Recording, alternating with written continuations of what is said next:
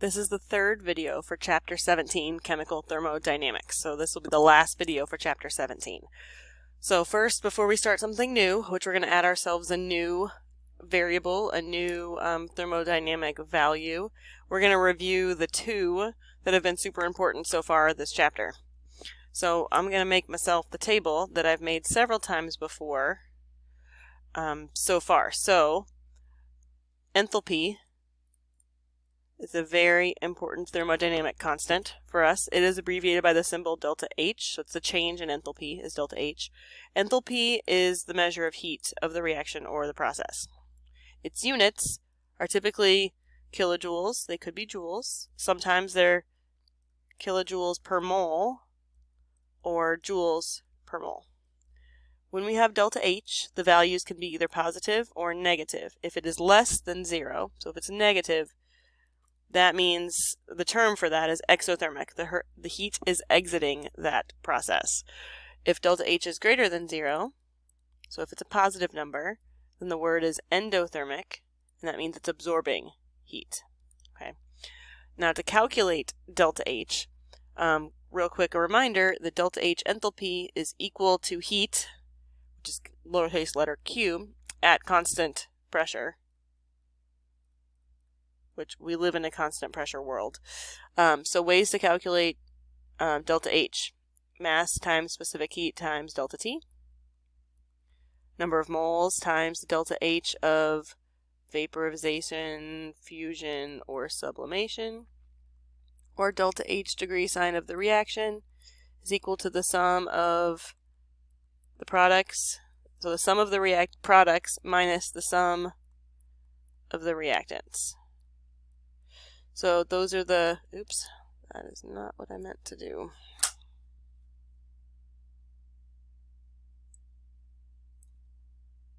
There we go. Oh, I was drawing a line around this. That's what I was doing. Okay. So of these three equations in chapter 19, you're going to see this one. And the second one, you're really not going to see M times C times delta T. I just wanted to point it out because really chapter 5 and chapter 19 are kind of a continuation of each other, and we learned in chapter 5 was the specific heat equation. So the other, I'm going to move that up a little bit. Okay, the other variable is entropy. And entropy symbol is delta S, and entropy measures disorder.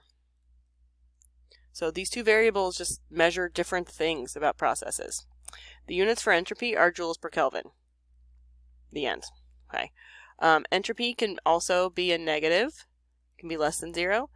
If it's negative, we don't have a special word for it, like we have endothermic, exothermic. But instead, if it's negative, what that means is there's less disorder. It's measuring disorder, and that disorder is going down, so it's negative. Another way to say that, I'm having problems today, is there's more order. So delta S can also be greater than 0, which is a positive number, which means there's going to be more disorder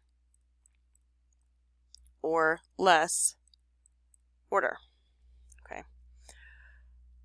So there's two thermodynamic laws that involve entropy, the second law of thermodynamics and the third law of thermodynamics. We're not going to review those right here, but just pointing out that those directly involve entropy. So what we're going to look at now is how can we calculate entropy. So I can solve for entropy from lab data by using this equation. Delta S is equal to the QREV over T. QREV just stands for heat of a reversible process. So this is when you're often going to be using this equation. That's how you're going to solve for Q. A reversible process, one example of a reversible process are things that are melting or boiling or subliming or the opposite. So that's what that equation measures. So if we have lab data and you're supposed to solve for delta S, that's typically the way you're going to do it. You can also solve for delta S of a reaction by taking the sum of the products minus the sum of the reactants. So that looks very similar to the delta H equation. The way you're going to recognize when to use products minus reactants will be when I'm giving you a big old table that has numbers so you can add up all the products and add up all the reactants and then subtract them. So you'll have to be able to do both of these things. There's one more equation that involves microstates, and I'm not even going to write it down because you're not going to be using it to solve. I just want you to know the relationship between the more microstates, the higher disorder, the higher entropy. Okay, so we're going to come back and be looking at this again, but we're going to first add a third variable. So we have enthalpy, delta H, entropy, delta S, and now we're going to have Gibbs free energy, which is going to be delta G. So the purpose of Gibbs free energy, which sometimes is just called free energy. I like the Gibbs part since the delta G, the G, Gibbs go together. But the purpose of Gibbs free energy is to definitively determine if a process or a reaction is spontaneous or non-spontaneous. We talked about those words in the first video at the very beginning of chapter 19. But so we just defined them. So spontaneous processes, things that happen naturally. Non-spontaneous processes don't happen naturally. And if a reaction is spontaneous in one direction, it's always non-spontaneous in the other. So if it's non-spontaneous in one direction, it's spontaneous in the backwards direction. So spontaneous and non-spontaneous are different than equilibrium. Equilibrium is happening forward and backwards at the same rate at the same time. So those are our three scenarios. So at the beginning of the chapter when we talked about this, I put little stars next to certain scenarios of delta H and delta S. So actually I'm going to backtrack here for which scenario is more likely to lead to something being spontaneous. So between exothermic and endothermic, we said exothermic processes are more likely to be spontaneous because if they're releasing energy, that can happen naturally. Endothermic is absorbing energy. That means someone's going to have to put energy into it. That's less likely to happen naturally. In terms of disorder, we said that an increase in disorder was more likely to be spontaneous because things that happen naturally are often things that get messy. Things that are requiring more order or become more organized are likely to not be spontaneous. They're going to be purposeful. It's going to require energy to do that. So both of those, delta H and delta S, are important factors in determining if something is spontaneous or not. Okay. The other factor, which we'll see here in a minute, we talked about in the first lecture video, was that temperature is also playing a role in if something is spontaneous or not, because ice cubes will spontaneously melt at certain temperatures, and they will not spontaneously melt at other temperatures, depending on if it's above or below their freezing point. So back to some background on Gibbs free energy. Gibbs free energy is a state function, which means products minus reactants works for it. But the main equation we're going to be using for Gibbs free energy is this. So it has the three factors that go into determining if something is spontaneous or not. Enthalpy, entropy, and temperature. Now the temperature in this equation always has to be in Kelvin. So I have two versions of it. There's the one without the degree signs and there's with the degree signs. The degree signs just mean under standard conditions, which means you're going to use the table to calculate delta H degree sign and delta S degree sign. The first one, it could be not standard conditions. So standard conditions, again, just, mean 298.15 Kelvin, which is 0 degrees Celsius, or 25 degrees Celsius, sorry, and 1 atmosphere. Okay. So based on the G number, so we're going to practice using that equation here in a minute, but once we get a number for delta G, what does that tell us? So there's three scenarios. If delta G is negative, it's less than 0, that tells us definitively 100% the reaction or the process is spontaneous. If delta G is positive, if it's greater than 0, that definitively tells us it is non-spontaneous the way it's written, or that it would be spontaneous in the reverse direction. Because remember, if it's spontaneous in one direction, it's non-spontaneous in the other, and vice versa. So our third scenario is if delta G is exactly equal to 0. And that is when the process is at equilibrium. It's not spontaneous, it's not non-spontaneous, so it's at equilibrium. Okay. So this is just kind of looking at this first equation that we talked about again, and once more thinking about delta H and delta S. So if we just think about this, if delta G is less than 0, that's spontaneous. If delta G is greater than 0, that's non-spontaneous. So we look at this. If delta H is exothermic, negative, temperatures are in Kelvin, which means they're always going to be positive numbers because 0 Kelvin is the smallest you can get. Delta S. If delta S is positive, which means an increase in disorder. If delta H is negative, so a negative number minus a positive number times a positive number. So a negative number minus a positive number, won't that always give us an answer that's negative? So yes, the answer is yes to that. So that means if it's exothermic and increasing in disorder, 100% of the time, it is going to be spontaneous. Okay. If we look at the opposite, if this is endothermic, so this is positive, and this is decreasing in disorder, this would be a positive number minus a negative number, so minus a negative, so plus. That would mean this answer is always going to be positive. So if it's endothermic and decreasing in disorder, it's always going to be non-spontaneous. But if this is positive and this is positive, a positive number minus a positive number, well, it depends on what the positive numbers are on if our answer is positive or negative. So like 4 minus 217 is going to give me a negative number, but 217 minus 4 is going to give me a positive number. So this is when we're like, I don't know. It's going to depend on the temperature. And so another scenario that's like this, if this is negative and this is negative, if it's exothermic but it's decreasing in disorder, a negative number minus a negative number, so a negative number plus a positive number, it's going to depend on how big they are.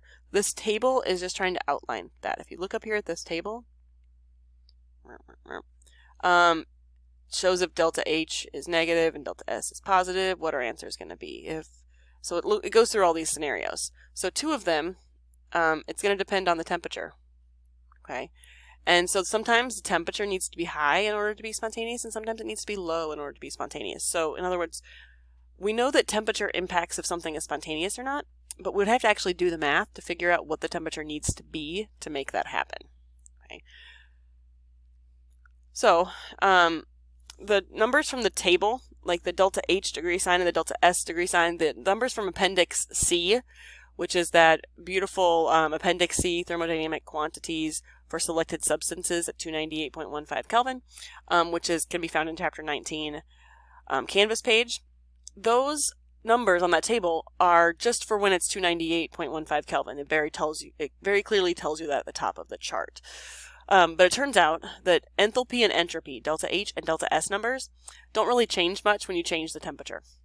So we're going to use that chart regardless of temperature. So even if the question says it's 800 Kelvin, we're still going to use the delta H and delta S numbers from that chart. Delta G numbers change dramatically with temperatures, so we can't use that chart for delta G if the temperature is anything other than 298.15. But H and S don't change very much, which means we can still use H minus T delta S to solve if the temperature is something different, to solve for what the temperature could be. Okay, so we're going to practice. Okay, so this is the balanced equation that we want to look at. It says to calculate the standard, that means degree sign, free energy change. So this is what it's asking for the formation of NO from N2 and O2. Okay, so what it wants us to do is solve for this using this equation. It tells us the temperature in the problem, 298 Kelvin. Now in this question, it did not tell us in the problem the delta H number or the delta S number. So what that means is we need to solve for those by taking products minus reactants. So on this slide, I don't have the chart. So to see where my numbers are coming from, you're going to have to look at Appendix C. So what I'm going to do is first solve for, well, that's the equation I'm going to use. Solve for delta H. So I'm taking products minus reactants. There's a T that goes in there. This is the products, this is the reactants. So what I did was I looked up NO in the H column on my Appendix C. That's what 90.37 is. And I multiplied that number by 2. That's where that 2 comes from. Then I looked up N2 and O2 on my H table. Got that. So my delta H is 180.74. So question, what does that tell us about this reaction? So we need to think about, is delta H positive or negative? Well, 180.74 is positive. So that tells me this reaction is endothermic. That also gives me what the H number will be in my equation. So now I need to figure out the delta S number. So I'm going to do the same thing, products minus reactants. But I had to look in the S column this time, so I looked up NO, that's where the 210.62 came from. I looked up nitrogen and oxygen, that's where these numbers came from. I got an answer that's 24.72 joules per Kelvin. Okay, so that's my delta S. I want to know, what does that tell us about this reaction? So we have to think about if the delta S is positive or negative. So in this case, 24.72 is a positive number. So when delta S is positive, that means more disorder or less order. So these are awesome things, but what I need to know is the delta G value. So I'm going to take those two numbers. That's me just copying those two numbers from the previous slide. Okay, and we're going to plug them into this equation. The temperature was 298 Kelvin. Before we plug them in there, I want to look at units. So delta H, isn't that in kilojoules? Temperature is going to be in Kelvin. Delta S is going to be joules per Kelvin. So if I look at my units, the kelvins are going to cancel. So that's going to be kilojoules minus joules. Does that seem okay to you? Because it's not. When we're doing subtraction, they need to be the same unit. So you're going to have to either convert this to kilojoules per Kelvin or convert this to joules. I'm going to go converting kilojoules to joules. So I would multiply it by 1,000. And what I did is I wrote it weirdly down here. But 180 point, I don't know where my 4 went, 74. I don't know where my 2 went there either. This is me multiplying by 1,000 to convert it from kilojoules to joules. So I just plugged my numbers in and used my calculator, and I got a number. So the number was 173,339.4 joules, which I just chose to go ahead and round it to, or convert it to kilojoules. So then after I got my number, I want to know, what does that tell me about the reaction? Well, delta G is positive, so you have to look back. What does it mean when delta G is positive?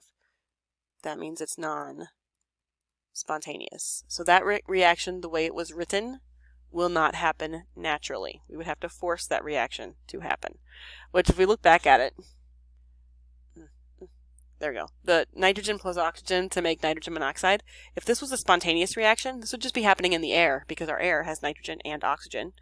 But they stay as nitrogen and oxygen, and they don't combine to form nitrogen monoxide. So this, I mean, if we look at it from that standpoint, I think it makes sense. Okay. So another way we can do some calculations with delta G. This is me just asking the question differently. Estimate the normal boiling point in Kelvin for elemental bromine, and there's the equation. The normal boiling point is a temperature. The temperature something boils. When something boils, it is at equilibrium. I know that a couple of ways. Number one, because when phase changes happen, they're always at equilibrium. Number two, because if you look at the equation, it's got equilibrium arrows. So far this chapter, the only time I've mentioned equilibrium was when I said delta G degree sign equals 0 at equilibrium. So that means in this scenario, I know that delta G is going to be equal to 0. We're supposed to estimate the normal boiling point, which is the temperature. So we're going to solve for T. Okay, so at equilibrium, delta G is equal to 0. This is our equation. I just went ahead and plugged in 0 in for delta G. We're supposed to solve for T, which means I need to know the delta H and the delta S numbers. So I'm going to grab my appendix C again and do products minus reactants by looking up the numbers. So that's where these numbers are coming from. 30.71 was what I got for bromine gas, and 0 was what I got for bromine liquid. So delta H is equal to 30.7 kilojoules. So what does that tell me about the reaction? Well, it's positive, so that means it's endothermic. I'm going to do it for S. But I look up, so I use appendix C, look up the numbers. I got 93.0. It's a positive number, so more disorder is what that means. So now I have the numbers to plop in for H and S. I'm going to go ahead and convert my kilojoules into joules, so 30,700 joules. So what I can do is plug 0 in for delta G, 30,700 joules in for delta H minus T, which I don't know, times 93.0 joules per Kelvin. I can rearrange this equation. I'm trying to solve for T. So when I rearrange the equation, that's what I got, and I got a temperature of 330 Kelvin. So bromine boils at 330 Kelvin. This was a way for us to calculate what temperature something's going to boil or melt or whatever without going in the lab, like by calculating it.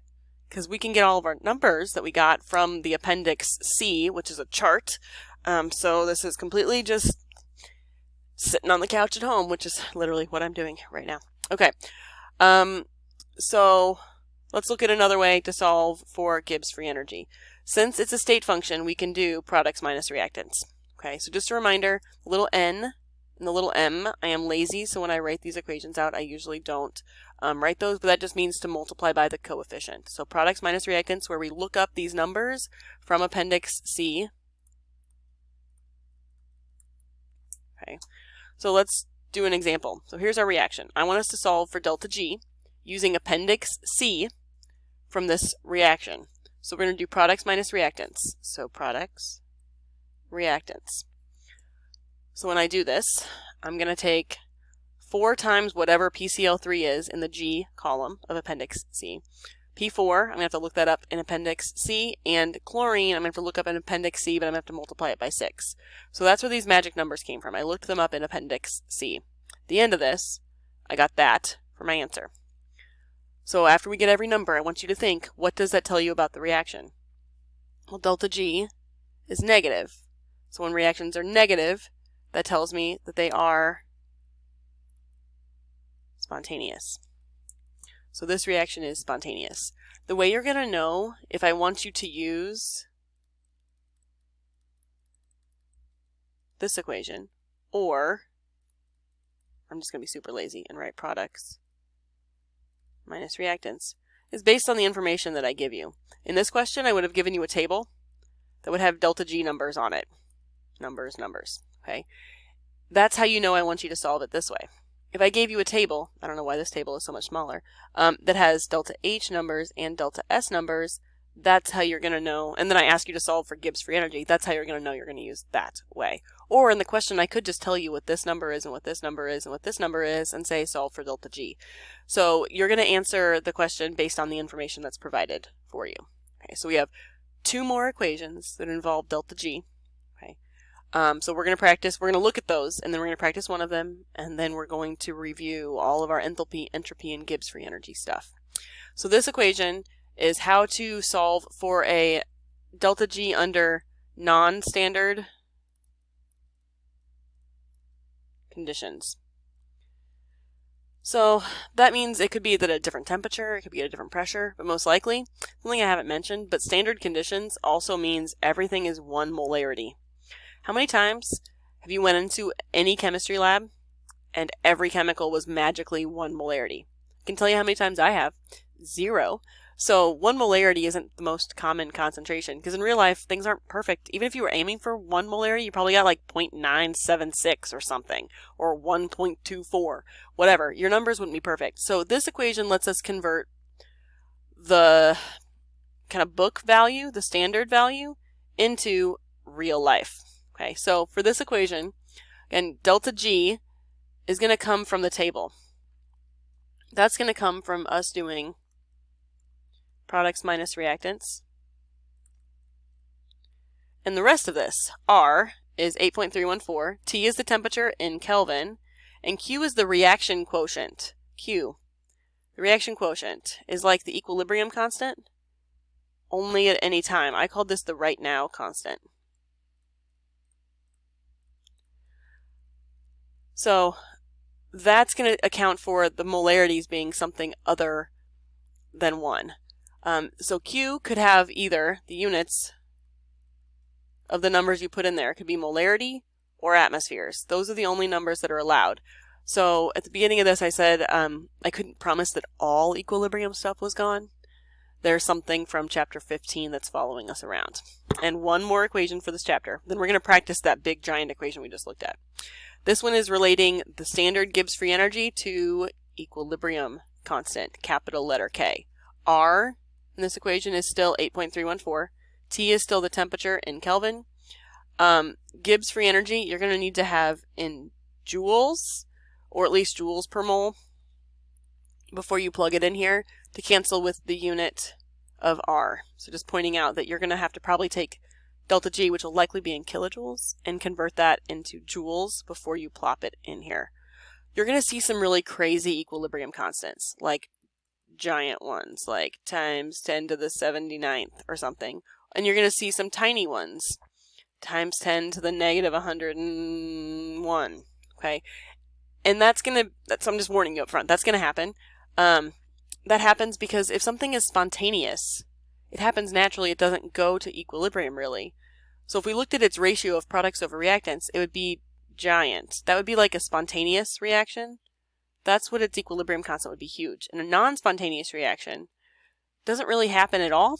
So its equilibrium constant would be tiny because it doesn't really happen. There's hardly any products. Okay, so let's practice the big equation. We're not going to do an example of practicing the delta G equals negative RT ln K, just because if we can do the giant one, you can do that one. These equations in chapter 19, so this chapter, I'm giving you all of the equations except for products minus reactants.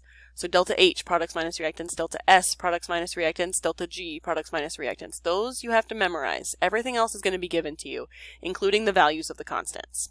Okay, so let's practice one of these. So I've already told you it's going to be the big equation, but let's read through this and make sure you feel comfortable in knowing why we're going to use the big equation. So calculate delta G. Notice that delta G does not have a degree sign. That's not necessarily telling, but there's only a few equations that don't have degree signs with their delta G's. Okay, so at 298 Kelvin, awesome. For this reaction, if the reaction mixture consists of this much nitrogen, this much hydrogen, and this much ammonia, the standard Gibbs free energy change, delta G degree sign, is negative 33.3 kilojoules per mole. So here's the clue that we need to use the big equation from the last one. We're solving for a delta G without a degree sign, and we're given a delta G with a degree sign. These are the only types of problems, so you're going to have two delta G numbers in them. So that's how I know I'm going to use this. So the standard Gibbs free energy was given. R is the 8.314 joules per mole Kelvin. T is 298 Kelvin. Q, the question didn't tell me Q. Q is the reaction quotient, which is products over reactants. The only numbers that are allowed in that are atmospheres and molarity. Well, we were given atmospheres. So before I plop stuff into that equation, I'm going to solve for Q first. So I'm going to do a sidebar. Use those numbers to solve for Q. So products over reactants. So NH3 squared over nitrogen times hydrogen to the third power. So then I just took the three numbers from the question and threw them in there and got a value of 19. It is unitless. Q's and K's, capital letter Q reaction quotients, and equilibrium constant capital letter K's are unitless. So then I'm just going to take my numbers and throw it into the big equation. I did take negative 33.3 kilojoules per mole and convert it to joules per mole. That's me multiplying by 1,000 right there. This is R 8.314, 298 Kelvin. I just plugged 19.0 into the natural log. This is a big thing. So when you go to put this into your calculator, here's my very strong suggestion. Start at the right. So do this first. You're going to do the natural log of 19.0 first in your calculator. Then you're going to say times 298 Kelvin times 8.314 joules per mole Kelvin. So you'll get an answer for this whole quantity. Then you're going to take that plus negative 33.3 times 10 to the third. I would suggest doing it from the right to the left to have your calculator not make mistakes. The answer that I got was 26,000 when I went ahead and that would be in joules per mole. Oops, come back, my friend. It's not going to let me write down here. Okay, there's a comment there. It's fine. It would give me a negative 26.0 kilojoules per mole. So what does that number tell me about this reaction? Well, delta G is less than 0, so this is spontaneous. Okay, so that's the end of chapter 19, but before we just walk off, I want to review H, S, and G and make our beautiful tables. This time I'm going to try to make 3 columns on my table and make it all fit on one slide, but I am prepared if if I have to go to another slide. So the first value that's important in thermodynamics is enthalpy. The only reason why I write that first is because that's the first one you learned in Gen Chem. Okay, so not like it's actually more important, which is delta H. It measures heat. Okay. Its units are kilojoules or joules, or kilojoules per mole, or joules per mole. It can be a positive or a negative number. When it is negative, it is exothermic. When it is positive, it is endothermic. Delta H is equal to lowercase letter q, which is heat at constant pressure. So these are the three ways we can solve.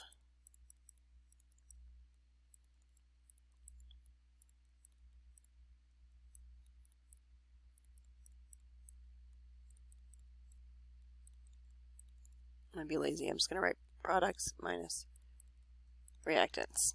So these are the equations. Second and third ones are the ones we're going to see. Be prepared to answer, what does this number mean, after solving for a delta H. And so your answer is either going to be endothermic or exothermic, depending on if it's greater than or less than 0. Second constant, entropy, delta S, measures disorder. Its units are joules per Kelvin. It can be negative, which means there's less disorder, which can also be said as there's more order. It can be positive, which means there's more disorder, which also can be said as less order. And it can be calculated using lab data. Oops. I'm just going to write Q over T. It's Q reversible over T, but I'm less worried. It can also be calculated products minus reactants.